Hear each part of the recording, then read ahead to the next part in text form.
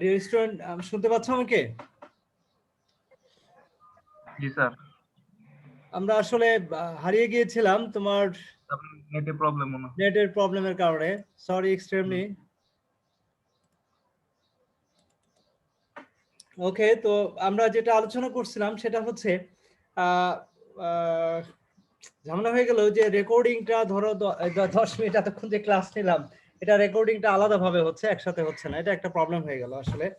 তো এনিহাউ আমরা ঠিক আছে, আজকে মোটামুটি যেখানে আছে সেখান থেকে আলোচনা শুরু করি, তারপর দেখা যাক। এটা এডিট করতে পারলে হতো, আমি অবশ্যই এডিটটা করতে পারি না, যে কারণে হয়তো একসাথে জোড়া লাগাতে পারবো না। দেখা যাক এখান থেকে হয়তো এটা আমরা ইয়ে করব। তো এনিহাউ সামষ্টিক পর্যায়ে উৎপাদনের ধারণা, এটা নিয়ে আমরা আলোচনা করছিলাম। নিশ্চয়ই তোমরা এটা বুঝতে পেরেছো। সামষ্টিক পর্যায়ে উৎপাদন বলতে আমরা কি বুঝি, এটা কি নিশ্চয় বুঝতে পারছো তোমরা? এটা নিয়ে কারো কোনো কোশ্চেন আছে?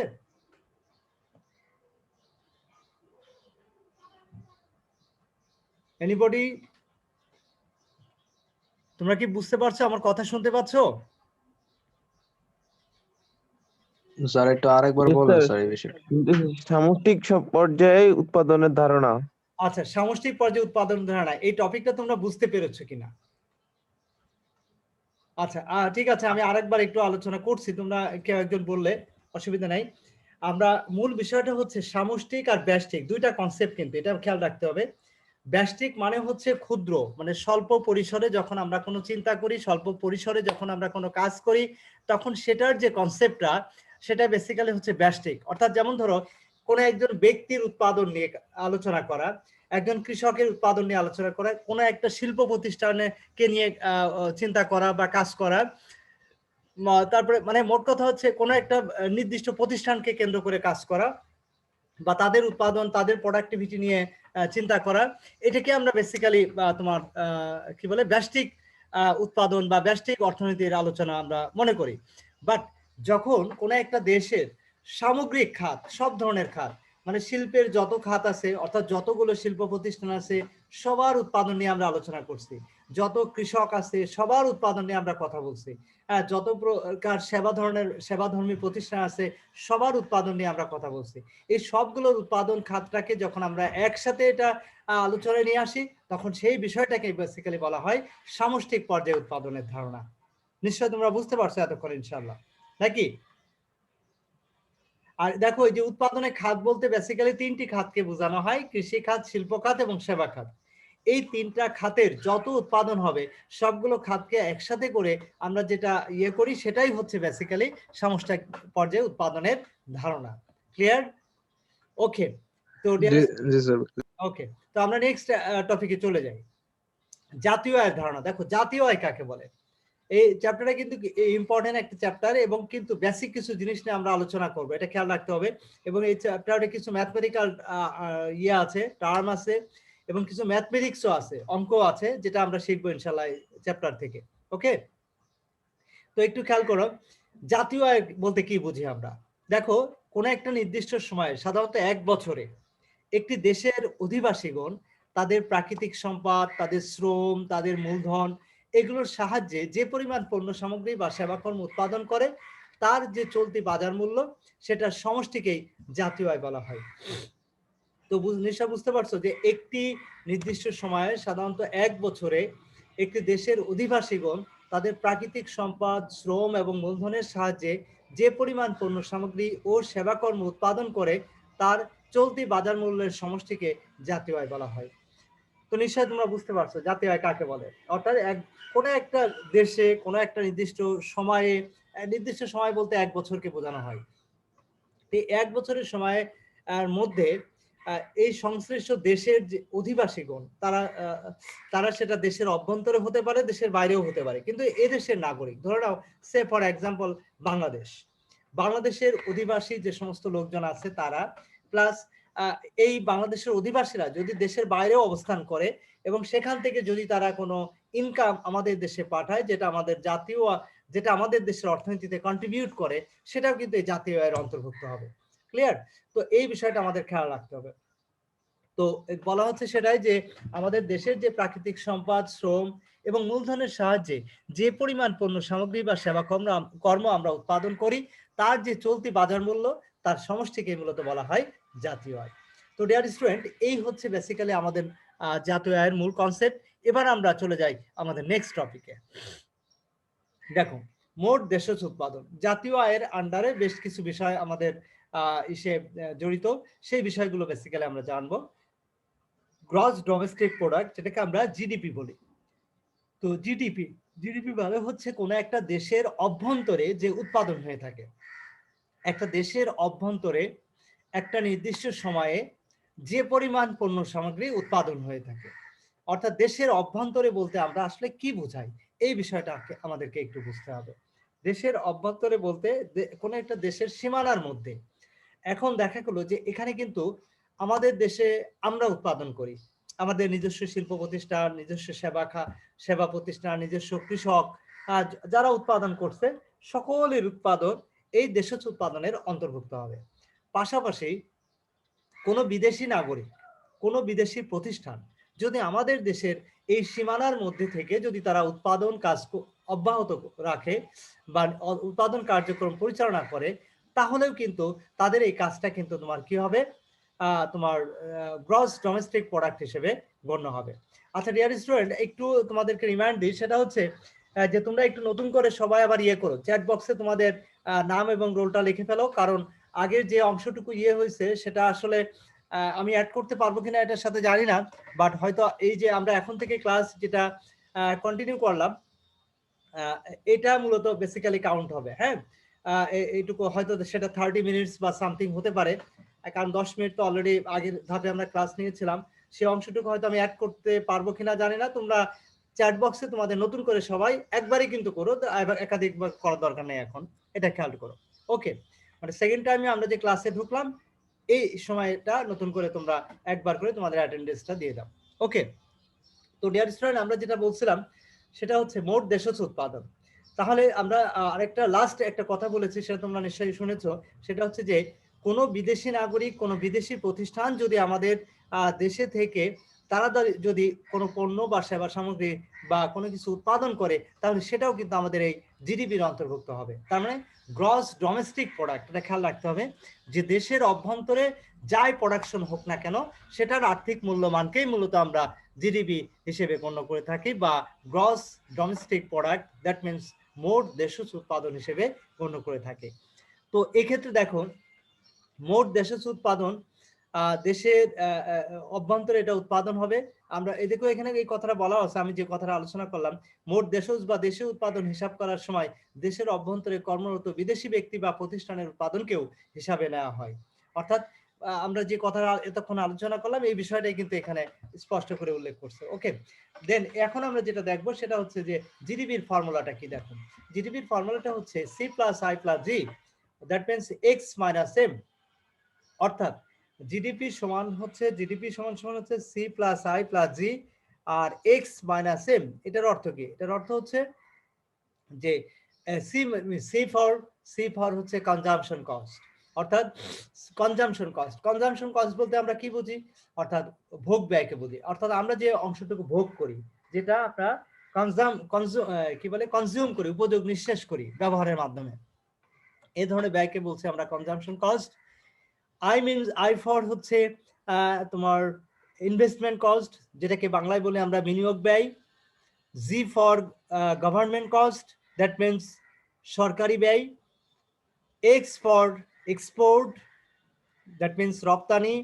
আর M for import, that means আমদানি। অর্থাৎ এই যে এই বিষয়গুলো কিন্তু আমরা জিডিপির অন্তর্ভুক্ত করব। তাহলে দেখো কি আসছে, C + I + G + X - M। এটার অর্থ কি? X - M, দ্যাট মিনস হচ্ছে এক্সপোর্ট মাইনাস ইম্পোর্ট। অর্থাৎ এক্সপোর্ট থেকে, দেখো এক্সপোর্ট থেকে ইম্পোর্ট যদি আমরা বাদ দিই, এক্সপোর্ট থেকে ইম্পোর্ট যদি আমরা লেস করি, তাহলে আমরা যে বিষয়টা পাবো সেটা হচ্ছে কি পাবো, আমরা এক্সপোর্ট থেকে ইম্পোর্ট বাদ দেবো, দেওয়ার পর যেটা পাবো সেটা হচ্ছে নেট রপ্তানি। এখন নেট রপ্তানিটা পজিটিভ ফিগারও হতে পারে, নেগেটিভ ফিগারও হতে পারে। অর্থাৎ এক্সপোর্ট যদি বেশি হয় ইম্পোর্টের তুলনায়, তাহলে সেটা হবে পজিটিভ ফিগার। যদি এক্সপোর্টের তুলনায় ইম্পোর্ট বেশি হয়, তাহলে সেটা হবে নেগেটিভ ফিগার। যেটাই হোক না কেন, আমাদের মূলত এটা আমাদের সাথে এটার সাথে প্লাস করতে হবে। প্লাস মানে কি? প্লাসে মাইনাসে কিন্তু মাইনাসে যাবে, যদি এটা নেগেটিভ ফিগার আসে তাহলে তো আলটিমেটলি এটা মাইনাস হবে। সরি,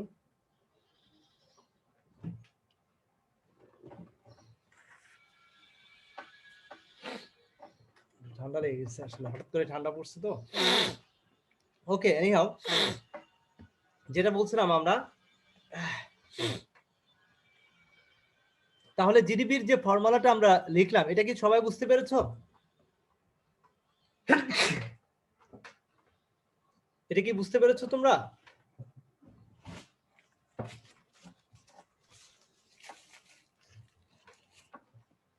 দেখো এর পরে যে টপিকটা আসছে, মোট দেশজ উৎপাদনকে আমরা 3টি পদ্ধতির সাহায্যে পরিমাপ করতে পারি। মোট দেশজ উৎপাদনকে 3টি পদ্ধতির সাহায্যে আমরা এটা কি করতে পারবো? পরিমাপ করতে পারবো। যেমন ধরো, একটু খেয়াল করো, উৎপাদন পদ্ধতি, আয় পদ্ধতি এবং ব্যয় পদ্ধতি, এই 3টা পদ্ধতির সাহায্যে আমরা এই যে মোট দেশজ উৎপাদনের কথা বললাম, যেটাকে আমরা বলছি জিডিপি, এই জিডিপিটা আমরা কি করতে পারবো? আমরা পরিমাপ করতে পারবো, ক্যালকুলেশন করতে পারবো। ওকে, তো আমরা কিভাবে ক্যালকুলেশন করতে পারবো? এই 3টা পদ্ধতি, এই 3টা পদ্ধতি নিয়েই মূলত আমরা এখন বিস্তারিত আলোচনা করব। তো ডিয়ার স্টুডেন্ট, প্রথমে আসছে উৎপাদন পদ্ধতি। উৎপাদন পদ্ধতি বলতে আমরা বেসিক্যালি কি বুঝি এটা আমাদেরকে একটু বুঝতে হবে।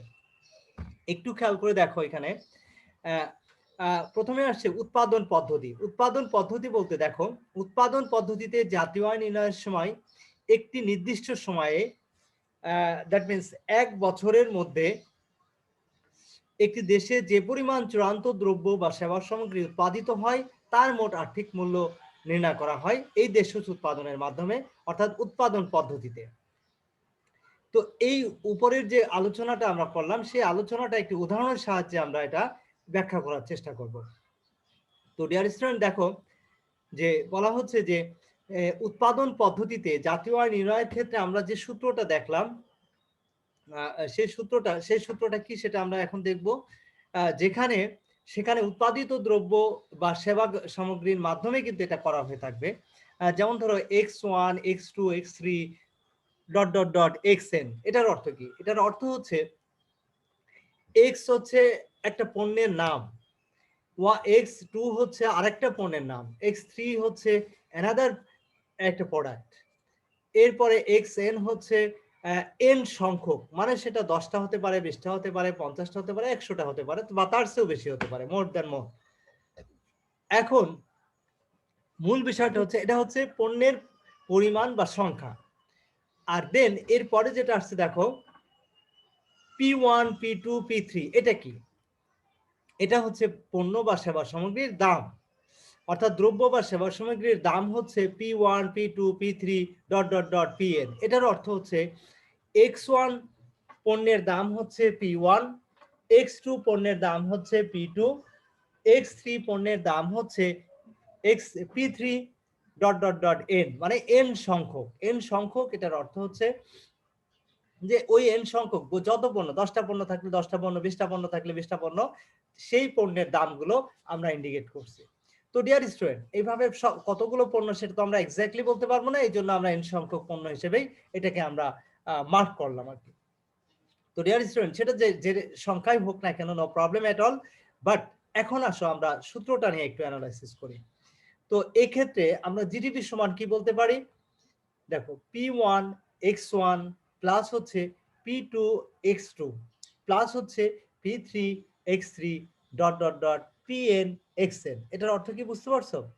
x1 পণ্য, ধরো 10 ইউনিট পণ্য, প্রতি ইউনিটের দাম হচ্ছে 20 টাকা। তাহলে এই x1 এবং P1 এটা মাল্টিপ্লাই করলে আমরা টোটাল দামটা পেয়ে যাব। ঠিক একইভাবে x2 পণ্যের, ধরো টোটাল পণ্যের পরিমাণ ধরো 100 ইউনিট, এটার প্রতি ইউনিটের দাম হচ্ছে ধরো 10 টাকা, তাহলে এটা মাল্টিপ্লাই করলে আমরা এটার মূল্যটা পেয়ে যাব। তো এইভাবে x3 পণ্যের দাম P3, এটাকে মাল্টিপ্লাই করলে আমরা সেটার মূল্য পেয়ে যাব। এইভাবে n সংখ্যক পণ্যের দামও আমরা ওইভাবে নির্ধারণ করব। তো এখন এই সূত্রটাকে আমরা এই জন্য বলছি জিডিপি সমান P1 x1 plus P2 x2 plus হচ্ছে P3 x3। P3 x3 যে অবস্থায় আছে এটা মাল্টিপ্লাই অবস্থায় আছে, এটা খেয়াল রাখতে হবে, গুণ অবস্থায় আছে। আচ্ছা, এখন এটাকে আরো সংক্ষেপে যদি আমরা লিখি তাহলে আমরা এটা লিখতে পারি এইভাবে যে সামেশন দিয়ে, সামেশন উপরে n সংখ্যক, নিচে দেখো i সমান হচ্ছে 1। তো p1 x1 এখানে p1 x1 জাস্ট ওই যে p1 x1 টা একই সিস্টেমে n সংখ্যক, এটা ইন্ডিকেট করা হচ্ছে। i সমান এখানে হতে পারে তোমার 1 2 3 4, i এর মানটা যে কোনোটাই হতে পারে, মানে পণ্য যতগুলো আছে ততগুলো মান এইভাবে আমাদের নির্ধারণ করতে হবে। এটা জাস্ট স্যাম্পল হিসেবে আমরা এটা দেখিয়েছি। তো ডিয়ার স্টুডেন্ট, এরপরে দেখো এই বিষয়টাই আমরা একটা উদাহরণের সাহায্যে এটা ব্যাখ্যা করছি। দেখো উপরে মোট দেশজ উৎপাদনকে উৎপাদন পদ্ধতিতে গাণিতিক সংখ্যা নির্ণয় করা যায়। ধরি একটি অর্থনীতিতে তিনটি চূড়ান্ত দ্রব্য n সমান হচ্ছে 3 মানে তিনটি পণ্য আর কি উৎপাদন হয়, n সমান মানে n সংখ্যক মানে টোটালি তিনটি পণ্য উৎপাদন হচ্ছে। তো উৎপাদিত হয়েছে x1 x2 x3, এই তো তার মানে তিনটি পণ্য। এগুলোর বাজার দাম হচ্ছে p1 p2 p3। তো এখন দেখো কিভাবে আমরা এই জিনিসটা ইয়ে করব। x1 ধরে নিলাম, এখানে দেখো কি পরিমাণ পণ্য উৎপাদন হচ্ছে। x1 পণ্যের পরিমাণ 10 একক, x2 পণ্যের পরিমাণ 5 একক এবং x3 পণ্যের পরিমাণ হচ্ছে 4 একক। তো এইভাবে মূলত এটার বাজার দাম যথাক্রমে হচ্ছে p1 সমান 5 টাকা, p2 হচ্ছে 50 টাকা, p3 হচ্ছে 15 টাকা। এটা জাস্ট সে ফর এক্সাম্পল। তো উপরের এই বাজার দাম এবং উৎপাদনের একক হতে জিডিপি আমরা কিভাবে নির্ণয় করব সেটা দেখো, ফর্মুলাতে আমরা এটা অ্যাপ্লাই করছি। p1 p2 plus p2 x2 plus হচ্ছে p3 x3। এই যে আমরা একটু আগেই বলেছি এটা মাল্টিপ্লাই করব, আর আমরা ধরে নিচ্ছি যে একটা দেশের সর্বমোট 3 ধরনের পণ্য উৎপাদন করে, তাহলে আমরা n সংখ্যক মানে এই তিনটাই হচ্ছে সর্বসাকুল্যে 3টা পণ্য। ওকে, তাহলে 3 ধরনের পণ্যের দাম আমরা কি করলাম, মাল্টিপ্লাই করলাম। দেখো একটু নিচের সূত্রে, নিচের সূত্রটা নিশ্চয়ই তোমরা বুঝতে পারছো। p1 হচ্ছে 5 একক পণ্য, 5 একক, p1 হচ্ছে 5 টাকা, আর x1 হচ্ছে তোমার কত 10 একক। তাহলে 5 মাল্টিপ্লাই গুণ হচ্ছে 10 প্লাস হচ্ছে দেখো 50 টাকা হচ্ছে p2 পণ্যের দাম, আর x2 ইয়ে পরিমাণ হচ্ছে কত 5 একক, গুণ করে কত হচ্ছে 250 টাকা। এরপরে দেখো p3 হচ্ছে 15 টাকা প্রতি ইউনিটের দাম, আর x3 সমান হচ্ছে মানে 4 একক পণ্য উৎপাদন করছে, গুণ হচ্ছে 4, তাহলে কত 60 টাকা। তো এই সব মিলে আসছে কত 360 টাকা।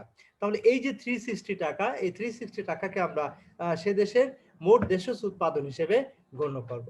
তো নিশ্চয়ই তোমরা এটা বুঝতে পারছো। ডিয়ার স্টুডেন্ট, তোমাদের কাছে কি ক্লিয়ার বিষয়টা? তোমরা কি এটা বুঝতে পারছো?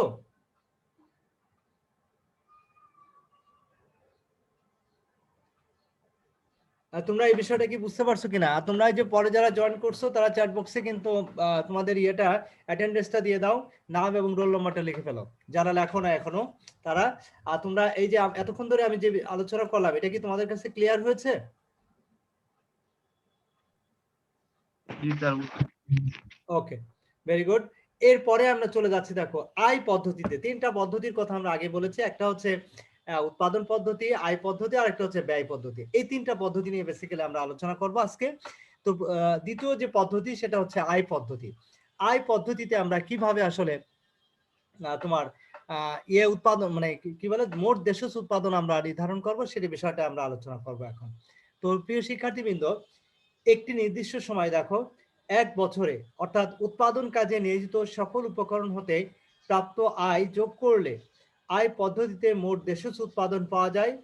আমরা জানি উৎপাদন কাজে নিয়োজিত উপকরণগুলো হচ্ছে ভূমি, শ্রম, মূলধন, সংগঠন। এই উপকরণগুলো হতে প্রাপ্ত আয় যথাক্রমে খাজনা, মজুরি, সুদ, মুনাফা। ঠিক আছে, যেমন এই যে ভূমি থেকে খাজনা, শ্রমের মাধ্যমে মজুরি, মূলধনের মাধ্যমে সুদ, সংগঠনের মাধ্যমে মুনাফা। তো এই 4 ধরনের উপকরণের সাহায্যে 4 ধরনের আয় হয়ে থাকে। তো এখন আয় পদ্ধতিতে মোট দেশজ উৎপাদন সমান হচ্ছে খাজনা প্লাস মজুরি প্লাস সুদ প্লাস মুনাফা। অর্থাৎ এই যে 4 ধরনের আয় হচ্ছে, এই 4 ধরনের আয়ের যোগফলটাই হচ্ছে বেসিক্যালি আয় পদ্ধতিতে মোট দেশজ উৎপাদন। তো প্রিয় শিক্ষার্থীরা, চলো আমরা একটা উদাহরণের সাহায্যে বিষয়টা আরো পরিষ্কার হই। যেমন খাজনা ধরে নিচ্ছে আমরা 100 টাকা, মজুরি আছে 150 টাকা, সুদ হচ্ছে 80 টাকা, মুনাফা হচ্ছে 30 টাকা। তাহলে জিডিপির পরিমাণ এখানে কত হবে? তাহলে দেখো জিডিপির পরিমাণ হচ্ছে 100 প্লাস 150 প্লাস হচ্ছে 80 প্লাস হচ্ছে 30, তাহলে এখানে টোটাল কত টাকা দাঁড়াচ্ছে? 360 টাকা। তাহলে জিডিপি সমান হচ্ছে কত আসছে? 360 টাকা। এটা কি বুঝতে পারছো সবাই? ওকে, তাহলে দেখো একটু খেয়াল করো, তাহলে আমরা এখানে জিডিপিটা বের করলাম কিভাবে? আয় পদ্ধতিতে। আয় পদ্ধতিতে মনে রাখবা যে কি কি ভাবে আমাদের আয় হতে পারে। উৎপাদনের কাজে নিয়োজিত উপকরণগুলো হচ্ছে ভূমি, শ্রম, মূলধন, সংগঠন। আমরা জানি, আমরা চ্যাপ্টার 2 তে এটা আলোচনা করেছি যে উৎপাদনের উপকরণ হচ্ছে মূলত 4টি: ভূমি, শ্রম, মূলধন, সংগঠন। এই 4 ধরনের উপকরণের সাহায্যে আমাদের যে ইনকাম হয়, এই 4 ধরনের উপকরণের সাহায্যে আমাদের যে ইনকাম হয়, সেই ইনকামটা হচ্ছে কি হতে পারে? যেমন ভূমির মাধ্যমে খাজনা, ভূমি ব্যবহার করে এই জন্য খাজনা, হ্যাঁ, খাজনা দিতে হয়। শ্রমের মাধ্যমে মজুরি পাই শ্রমিকরা। মূলধন বিনিয়োগ করলে সেখান থেকে আমরা ইন্টারেস্ট পাই, ইন্টারেস্টটা হচ্ছে আয়। আর সংগঠনের মাধ্যমে, সংগঠন মানেই হচ্ছে কোনো ব্যবসায়িক কার্যক্রম পরিচালনা করা, এর মাধ্যমে আমরা প্রফিট অর্জন করি। তো এই 4 ধরনের আয়ের সমষ্টিটাই হচ্ছে আয় পদ্ধতিতে মোট দেশজ উৎপাদন নির্ণয় করার অন্যতম পদ্ধতি। তো প্রিয় শিক্ষার্থীরা, এটা হচ্ছে আয় পদ্ধতিতে তোমার পদ্ধতি বের করার নিয়ম। এরপরে চলে আসো ব্যয় পদ্ধতি। ব্যয় পদ্ধতিতে কিভাবে আসলে আমরা মোট দেশজ উৎপাদন নির্ধারণ করব। প্রিয় শিক্ষার্থীবৃন্দ, একটু খেয়াল করো, ব্যয় পদ্ধতিতে মোট দেশজ উৎপাদন নির্ণয়ের জন্য একটি নির্দিষ্ট সময়ে, দ্যাট মিনস 1 বছরের মধ্যে চূড়ান্ত দ্রব্য বা সেবা সামগ্রীর জন্য যে ব্যয় তার সমষ্টিকে হিসাব করা হয়। যে ব্যয় হয় তার সমষ্টি মূলত আমরা হিসাব করি। আমরা জানি মোট দেশজ উৎপাদন হলো একটি নির্দিষ্ট সময়ে একটি দেশের অভ্যন্তরে উৎপাদিত চূড়ান্ত দ্রব্য বা সেবা সামগ্রীর মোট যে বাজার মূল্য, সেই মোট বাজার মূল্যই হচ্ছে মূলত ওই দেশের মোট দেশজ উৎপাদন। তো ডিয়ার স্টুডেন্ট, এখন আমরা যে বিষয়টা শিখবো সেটা হচ্ছে, একটু খেয়াল করে দেখো, মূল যে বিষয়টা এখানে বোঝাতে চাইছে সেটা হচ্ছে এরকম যে ওই দেশে ব্যয় পদ্ধতিতে আমরা যে বিষয়টা দেখি, ব্যয় পদ্ধতিতে নিম্নোক্ত উপাদানগুলো অন্তর্ভুক্ত করা হয়। কোন কোন উপাদানগুলো ব্যয় পদ্ধতিতে অন্তর্ভুক্ত হয়? যখন আমরা মোট দেশজ উৎপাদন নির্ধারণ করব, তখন ব্যয় পদ্ধতিতে আমাদের এই নিম্নোক্ত উপাদানগুলো আমাদের সাথে অন্তর্ভুক্ত হতে পারে। সেটা কি কি দেখো একটু খেয়াল করে। পরিবার বর্গ, পরিবার বর্গের খরচ কি? Consumption cost. পরিবার বর্গ খরচ করে কিভাবে? ভোগ করার মাধ্যমে। তো এই ভোগ করার মাধ্যমে তারা ব্যয় করে থাকে, এটাকে আমরা বলছি কনজাম্পশন কস্ট। দেন এরপরে যেটা আসছে দেখো, উৎপাদন প্রতিষ্ঠান, দ্যাট মিনস ইনভেস্টমেন্ট। অর্থাৎ এখানে উৎপাদনকারী প্রতিষ্ঠানগুলো তারা কি করে? তারা বিনিয়োগ করে, উৎপাদন করে, পুনরায় উৎপাদন করার জন্য বা পুনরায় প্রফিট আর্ন করার জন্য তারা কি করে? ইনভেস্টমেন্ট করে। তো ইনভেস্টমেন্টটাও হচ্ছে এক ধরনের খরচ। দেন এরপরে যেটা আসছে দেখো, গভর্নমেন্ট, সরকার। অর্থাৎ সরকারের জন্য এক ধরনের কিন্তু খরচ আছে, সরকারও কিন্তু এক ধরনের খরচ করে, বিভিন্ন ক্ষেত্রে বিভিন্ন ভাবে কিন্তু সরকার খরচ করে থাকে। তো এই যে খরচগুলো, এই খরচগুলোকে বলা হচ্ছে গভর্নমেন্ট কস্ট। এন্ড দেন দেখো ঘ নাম্বার, দেশের সীমারেখার বাইরে, বাইরের জনগণ ও উৎপাদন প্রতিষ্ঠান, যখন দেখো দেশের সীমারেখার বাইরের জনগণ ও উৎপাদন প্রতিষ্ঠান যখন এটা করে, তখন সেটাকে আমরা বলছি এক্স। এক্স মানে হচ্ছে এক্সপোর্ট। অর্থাৎ দেশের সীমারেখার বাইরে জনগণ বা উৎপাদনকারী প্রতিষ্ঠান কি করে? তারা উৎপাদন করে থাকে, তাই না? তো এটাকে আমরা বলছি এক্সপোর্ট। এটাও কিন্তু এক ধরনের ব্যয়। বিদেশিদের দ্বারা উৎপাদিত দ্রব্য সেবা সামগ্রী আমদানি। দেখো বিদেশিরা কিন্তু উৎপাদন করছে বিভিন্ন ধরনের দ্রব্য বা সেবা সামগ্রী, সেটা কিন্তু আমরা বাইরের দেশ থেকে আমদানি করি। তো সেটাও এক ধরনের ব্যয়।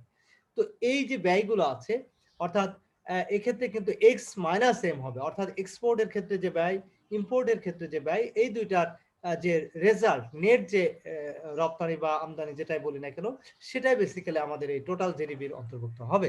তো এই ক্ষেত্রে আমরা ফর্মুলাটা একটু দেখি। ফর্মুলাটা হচ্ছে দেখো, জিডিপি সমান C plus I plus G plus X minus M. তো নিশ্চয়ই তোমরা বুঝতে পারছো, আমরা প্রথমেই কিন্তু এই সূত্রটা অ্যাপ্লাই করেছিলাম এর ক্ষেত্রে, জিডিপি নির্ধারণ করার ক্ষেত্রে, C plus I plus G plus X minus M. অর্থাৎ সি মিনস ভোগ ব্যয়, আমরা আগেই বলেছি, দেখো উপরে লেখা আছে পরিবার বর্গ। পরিবার বর্গ বলতে এখানে বোঝানো হচ্ছে যে কোন একটা পরিবারে যে সমস্ত সদস্যরা থাকে তারা প্রত্যেকেই কিন্তু কিছু না কিছু ভোগ করে, কনজাম্পশন করে। এবং টোটাল বাংলাদেশটাকে যদি আমরা একটা পরিবার মনে করি, তাহলে এই পরিবারের যে সমস্ত মেম্বার আছে, সদস্য আছে, প্রত্যেকেই কিন্তু তারা কি করে, কনজাম্পশন করে, তারা কি করে, খরচ করে, তারা ব্যয় করে। তাদের সেই ব্যয়টাকে আমরা বলছি কনজাম্পশন কস্ট, দ্যাট মিনস ভোগ ব্যয়। এন্ড দেন ইনভেস্টমেন্ট ব্যয়, ইনভেস্টমেন্ট কস্ট। ইনভেস্টমেন্ট কস্ট কি? অর্থাৎ আমাদের দেশে যত শিল্প প্রতিষ্ঠান, ব্যবসা বাণিজ্য যাই আছে না কেন, তারা পুনরায় তারা কি করে, তারা কিন্তু সবাই কোনো কিছু ফার্দার উৎপাদনের জন্য, ফার্দার তোমার সেখান থেকে রিটার্ন পাওয়ার জন্য তারা কি করে, বিনিয়োগ করে। এই যে বিনিয়োগ করছে, এই বিনিয়োগটা হচ্ছে তার মানে কি, মূলধন বিনিয়োগ করছে। তো এর মাধ্যমে কিন্তু তারা কি করে, তা এর মাধ্যমে তারা কিন্তু ব্যয় করে থাকে। তাহলে এটাও এক ধরনের ব্যয়, ইনভেস্টমেন্টটাও কিন্তু এক ধরনের খরচ। সেটা কিন্তু উঠে আসতেও পারে আবার নাও পারে, এটা কিন্তু আমাদের খেয়াল রাখতে হবে। ইনভেস্টমেন্ট মানেই কিন্তু এটা এক ধরনের রিস্ক, এবং সেটা আমাদের রিটার্ন আসতেও পারে অথবা নাও পারে, এই বিষয়টা আমাদের খেয়াল রাখতে হবে। ওকে, দেন এর পরে যে বিষয়টা আসছে সেটা হচ্ছে তোমার সরকারি ব্যয়, গভর্নমেন্ট কস্ট। তো গভর্নমেন্ট কস্ট কি? সরকারে কিন্তু বিভিন্ন ক্ষেত্রে ব্যয় আছে। দেখো, সরকার ইনফ্রাস্ট্রাকচার ডেভেলপমেন্ট করার জন্য, সরকার দেশ পরিচালনা করার জন্য, সরকারের বিভিন্ন কর্মকর্তা কর্মচারী যারা আছে তাদের স্যালারি পেমেন্ট করতে হয়, এই সবই কিন্তু সরকারের ব্যয়, সরকারের খরচ। তো এখন সরকার সেটা কেমনে দেয়, এটা খেয়াল রাখতে হবে। সরকার দেয় কিভাবে? সরকারের অবশ্যই ইনকাম সোর্স আছে, এই জনগণের কাছ থেকেই কিন্তু তারা টাকা নেয়, কোনো না কোনো ভাবে কিন্তু তারা জনগণের কাছ থেকে ট্যাক্স নিচ্ছে। দেখো, জনগণের তাদের যে ইনকাম করে সেই ইনকামের উপর ট্যাক্স দিতে হয়। তো এটা কি, তার মানে সরকার টাকা কোত্থেকে পাচ্ছে? সরকার কিন্তু তার নিজের পকেটের টাকা থেকে দিচ্ছে না, সরকার কিন্তু আমাদের জনগণের টাকা দিয়েই কিন্তু সরকারি যত কর্মকর্তা কর্মচারী আছে তাদের বেতন দিচ্ছে। তো তাহলে এই যে এটা সরকারের একটা ব্যয়, আর এই সরকারের যে ব্যয়টা, এই ব্যয়টাই হচ্ছে বেসিক্যালি গভর্নমেন্ট কস্ট। এরপরে যেটা আসছে দেখো, এক্স সমান হচ্ছে রপ্তানি, এক্সপোর্ট, আর এম মিনস ইম্পোর্ট। তাহলে এই রপ্তানি থেকে আমদানি মাইনাস করার পর যেটা আমরা পাবো সেটাকে আমরা নেট রপ্তানি বলি। এখন এই নেট রপ্তানিটা কিন্তু পজিটিভ হতে পারে, নেগেটিভ হতে পারে। কিভাবে, এটা কিন্তু আমাদেরকে একটু বুঝতে হবে। যদি আমরা রপ্তানির পরিমাণ বেশি করি, অর্থাৎ আমাদের রপ্তানির পরিমাণ যদি বেশি হয় আমদানির তুলনায়, তাহলে সেক্ষেত্রে সেটাকে আমরা বলবো পজিটিভ ফিগার আর কি। অর্থাৎ ধরে নাও যে 100 টাকা আমি রপ্তানি করি আর 80 টাকার আমি আমদানি করি, তাহলে সেক্ষেত্রে আমার কি হচ্ছে, 20 টাকা কিন্তু নেট প্রফিট, মানে নেট রপ্তানি আর কি, নেট রপ্তানি পড়ে। তাহলে এটা প্লাস ফিগার, পজিটিভ ফিগার, যেটা কিন্তু আমাদের ওই তিনটা ব্যয়ের সাথে যোগ হবে। আর যদি এরকম হয় যে 100 টাকা আমি রপ্তানি করি কিন্তু 120 টাকা হচ্ছে আমদানি করি, তাহলে সেক্ষেত্রে কি হবে, রপ্তানি থেকে যখন আমি আমদানি মাইনাস করব তখন কিন্তু আমার মাইনাস ফিগার হচ্ছে 20 টাকা, অর্থাৎ মাইনাস হচ্ছে কত, 20 টাকা। তাহলে এই 20 টাকা মাইনাস হওয়া মানেই হচ্ছে, দেখো ওইটার সাথে আমাদেরকে আলটিমেটলি দেখো C plus I plus G plus হচ্ছে তোমার এটা হবে। তাহলে প্লাস এটা হওয়া মানে কি, -20।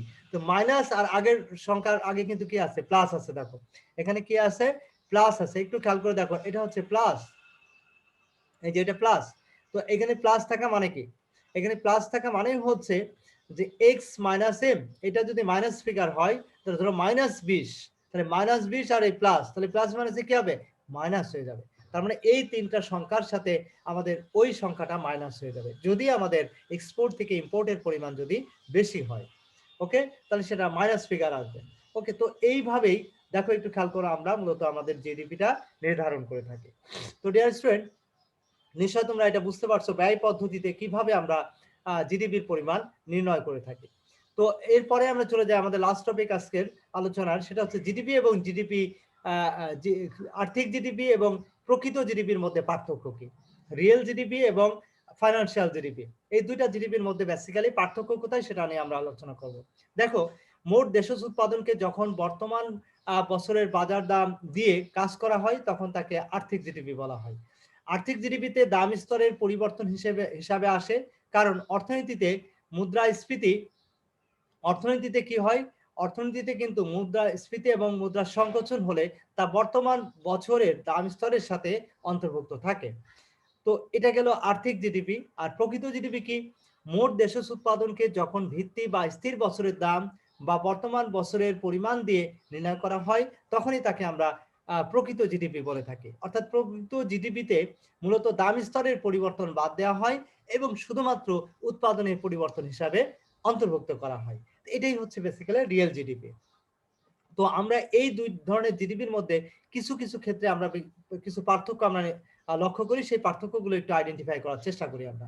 দেখো নাম্বার ওয়ান বলা হচ্ছে বর্তমান বছরের দাম ও পরিমাণের ভিত্তিতে মোট দেশের উৎপাদন নির্ণয় করা হলে তাকে আমরা আর্থিক জিডিপি বলি। আর অন্যদিকে ভিত্তি বছরের দাম বা বর্তমান বছরের পরিমাণের ভিত্তিতে যখন মোট দেশের উৎপাদন আমরা নির্ণয় করি তখন তাকে আমরা বলি রিয়েল জিডিপি। তাহলে দুইটার মধ্যে বেসিক ডিফারেন্সটা নিশ্চয়ই বুঝতে পারছো। এরপরে যেটা আসছে দেখো 2 নাম্বার, আর্থিক জিডিপিতে দাম স্তর এবং উৎপাদন দুটির পরিবর্তন অন্তর্ভুক্ত থাকে, অন্যদিকে প্রকৃত জিডিপিতে শুধুমাত্র উৎপাদনের পরিবর্তন অন্তর্ভুক্ত থাকে। তো এটা একটা বিষয়। 3 নম্বর দেখো, আর্থিক জিডিপি একটি দেশের প্রকৃত অর্থনৈতিক কার্যাবলীর পরিবর্তনের প্রকৃত মাপকাঠি নয়, কিন্তু অপরদিকে প্রকৃত জিডিপি একটি দেশের অর্থনৈতিক কার্যাবলী পরিবর্তনের মাপকাঠির নির্দেশক হিসেবে ব্যবহৃত হয়। লাস্ট অন, অর্থনীতিতে মুদ্রাস্ফীতি থাকলে প্রকৃত জিডিপি অপেক্ষা আর্থিক জিডিপির মান বেশি হয়, অন্যদিকে মুদ্রা সংকোচন হলে জিডিপির মান কম হয়। তো ডিয়ার স্টুডেন্ট, এই ছিল বেসিক্যালি আমাদের financial GDP and real GDP, অর্থাৎ আর্থিক জিডিপি এবং প্রকৃত জিডিপি, এই দুইটার মধ্যে বেসিক ডিফারেন্স। তো নিশ্চয় তোমরা এটা বুঝতে পেরেছো ইনশাআল্লাহ, নাকি? কারো কোনো কোশ্চেন আছে?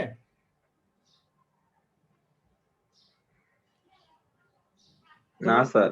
আচ্ছা, তো তোমরা নিশ্চয়ই তাহলে বুঝতে পেরেছো ইনশাআল্লাহ আমাদের আজকের ক্লাসের মূল আলোচনা।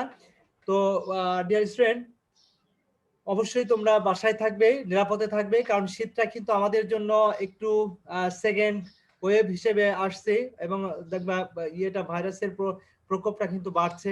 এই জন্য তোমরা সাবধানে চলাচল করবে, ফ্যামিলির সকল মেম্বার